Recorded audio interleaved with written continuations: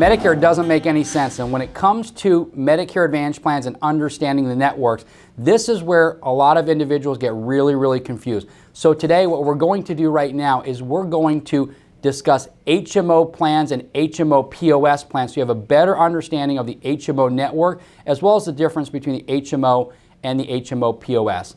Let's start right now with HMO, which is Health Maintenance Organization. That's what it's called. HMO network plans will typically require that the individual get care and services from certain doctors and hospitals that are contracted within that plan's network.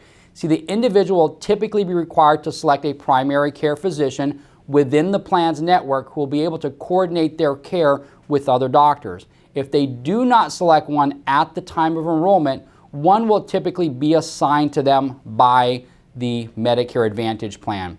See, most HMO plans will also require referrals from the primary care physician to be able to go see a specialist.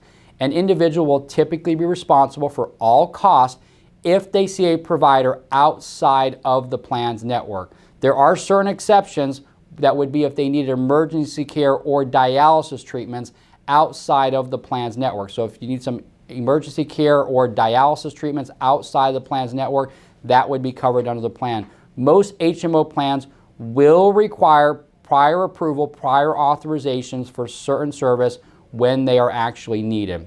Let's talk now about HMO POS plans. So HMO POS stands for Health Maintenance Organization Point of Service. So an HMO POS network plan will give more freedom and flexibility to the individual within their HMO Medicare Advantage plan. So if you're wanting a little bit more flexibility and freedom, you might want to look at an HMO POS plan.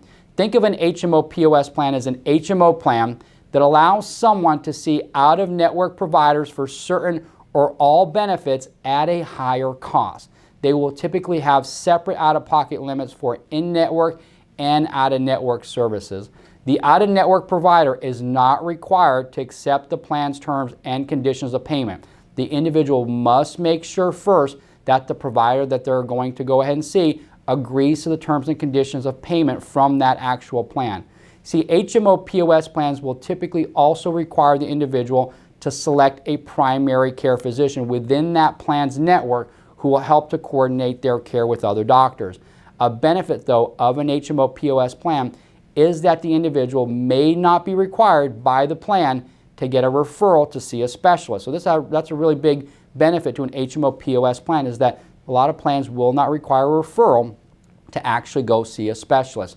Most HMO POS plans, though, will require prior approval, prior authorizations for certain services that are needed. So now you have a better understanding of an HMO plan as well as an HMO POS plan. If you have any questions about these plans, please give us a call here at Healthcare Solutions Direct so that we can look at your current situation and see which one actually best fits your needs.